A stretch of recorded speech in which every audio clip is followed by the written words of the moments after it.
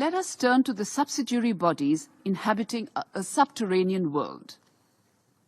With their own custom-made working methods and obscure practices which do not find any legal basis in the Charter or any of the Council's resolutions. While we do get to know of the decisions of these committees on listing, the decisions on rejecting listing requests are not made public. This is a disguised veto, but an even more impervious one that indeed merits a discussion amongst the wider membership. For genuine, evidence-based listing proposals for globally sanctioned terrorists to be blocked without giving any due justification is uncalled for and smacks of doublespeak when it comes to the Council's commitment in tackling the challenge of terrorism. There is a need to review the agenda of the Council and remove obsolete and irrelevant items from the agenda of the Security Council. Thank you, Mr. President. I wish to thank your delegation for organizing an open debate on this important topic. May I also thank Karen for her briefing. As an organ of the United Nations tasked with the maintenance of international peace and security, the debate on working methods remains extremely relevant, especially in the backdrop of Ukraine and Gaza.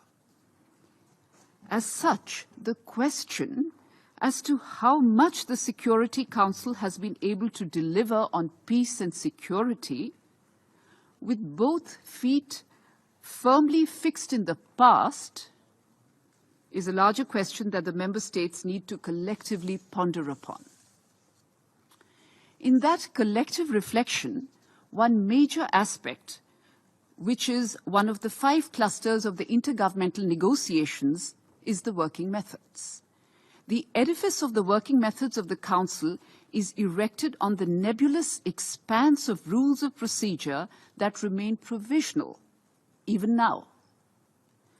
At a micro level, as an 8-term elected member of the United Nations Security Council, we would like to submit the following 5 issues of key concern.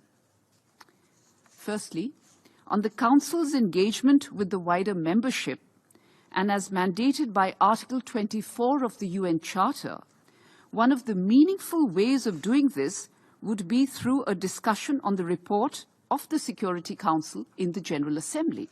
However, despite long-standing demands for analytical reportage, these remain just factual markers indicating the number of times the Council has met or the total debates that have been conducted. Secondly, let us turn to the subsidiary bodies inhabiting a subterranean world. With their own custom-made working methods and obscure practices which do not find any legal basis in the Charter or any of the Council's resolutions. For instance, while we do get to know of the decisions of these committees on listing, the decisions on rejecting listing requests are not made public. This is a disguised veto, but an even more impervious one that indeed merits a discussion amongst the wider membership.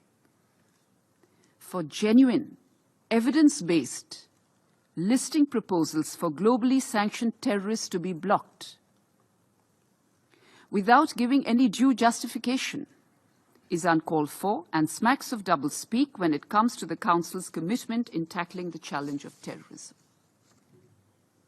Thirdly, the selection of chairs of subsidiary bodies and distribution of pen holderships must be made through a process which is open, which is transparent, which is based on exhaustive consultations, and with a more integrated perspective. The consensus of the E10 on chairs of subsidiary bodies to be assumed by the E10 themselves must be absolutely honored by the P5. Fourthly, as one of the largest troop-contributing countries, my delegation would like to reiterate that the concerns of the troop and police-contributing countries should be taken into consideration for better implementation of peacekeeping mandates. Fifthly, there is a need to review the agenda of the Council and remove obsolete and irrelevant items from the agenda of the Security Council.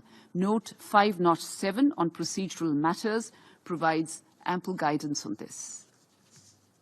In a nutshell, Mr. President, UNGA Decision 62/557, which all member states subscribe to, has identified 5 pillars for comprehensive reform, of which improvement in working methods is one.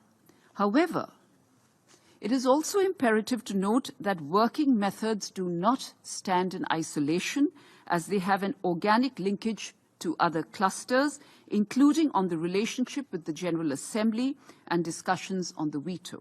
Therefore, unless we address the issue in its entirety, a piecemeal approach would fail to offer a holistic solution. In addition, Mr. President, as we discuss the working methods, we also witness an equitable representation-sized hole in the Security Council between the P5 and E10. What we therefore need is a Security Council that better reflects contemporary realities, the geographical and developmental diversity of the multipolar world of today, including the voices of the developing countries and unrepresented regions like Africa, Latin America, and the vast majority of Asia and the Pacific.